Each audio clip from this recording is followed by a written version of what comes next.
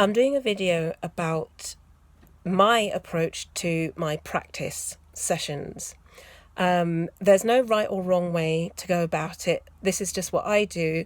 It may be insightful for you to know, it may not. So I'll run you through. So when I go to practice my flute, the first thing that I do is I practice my harmonics. So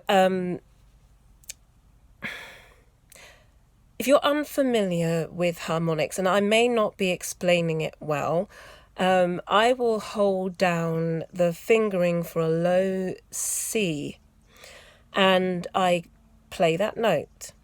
And then to create a harmonic, I'm going to blow differently to produce another note whilst my fingers are still holding that low C. And you can get several notes on this. And what that helps me to do is exercise my upper lip muscles and direct my airflow and help me begin to develop tone with my flute. There is a wonderful explanation of how to do this and the benefits of it in the Trevor Y practice book right at the very beginning. I urge you to give it a go. Please embrace it with a sense of fun.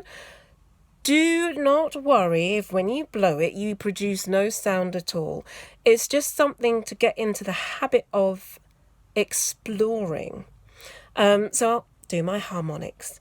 The next thing that I will work through is my scales.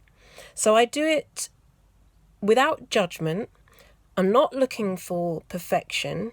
I'm looking to build my connection to all of the scales that are in the group that I'm learning. And I take it slow. So initially I might learn 2 scales. And then I'll tell myself, well, I'm playing the key of C, there's no sharps and there's no flats. I'm playing C major, I'm playing G major, I've got an F sharp in there, and so on and so on. So I start telling myself I'm playing this scale and it has whatever it has in it. You'll then get to a point where it will be a bit more autonomous. So you'll say G major, and you'll play it. An octave, 2 octaves, whatever it is that is appropriate for your skill level. After I've worked on my scales, I then work on my tone. And I go back to my trusted Trevor Y books. The very early exercises are crucial. So I'll just hold my B and I'll ring the tone out and I'll let myself be playful. I'll move the head joint around in my mouth, tell my jaw, please relax. I'll talk to my shoulders, relax shoulders. And I'll notice if I'm holding my flute too tightly. Sometimes when I'm learning something new, I'm slightly anxious about it because I think, I want to learn it now. And it just doesn't work that way. So I have to remind myself that it's going to take a bit of time and I need to relax. In fact, relaxing whilst I play is just as important as being able to whiz up and down scales or whiz through my exercises. Once I've done my exercises and my tonal work and some technique work, if I feel that I need to do that at that point, then I start to work on my pieces. So if I'm working on something and it's tricky, I take it slow. So I usually listen to various flautists' performances of the pieces that I'm working on. And I kind of listen with a pinch of salt because my flute is not going to sound like their flute because their flute is likely to have cost thousands and thousands of pounds and my flute is 300 quid. So it's not going to be sounding like theirs, number one. So the tone isn't going to be the same. And sometimes, obviously, that these people they've been playing for 30, 40 years, or maybe not that long, and they're just experts, they're professionals. So they're going to be able to whiz really quickly through these pieces. If I'm doing an allegro and I'm feeling that I can't do it as fast as what I'm hearing in a recording, I just play it slow.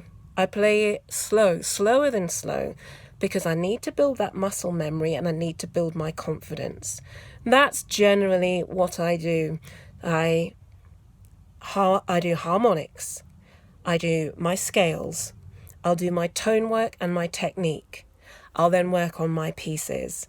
And then when I've finished, I just feel pretty proud, and I'm looking forward to the next time. I probably would have identified areas where I need to work on, and if there's anything that I'm finding particularly challenging, I just make a note of it so that if I'm having a flute lesson, I can bring it up with my teacher and she and I can address that together. So good luck with your practice. What do you do when you approach your practice sessions? You can comment below. I'd love to hear what you do.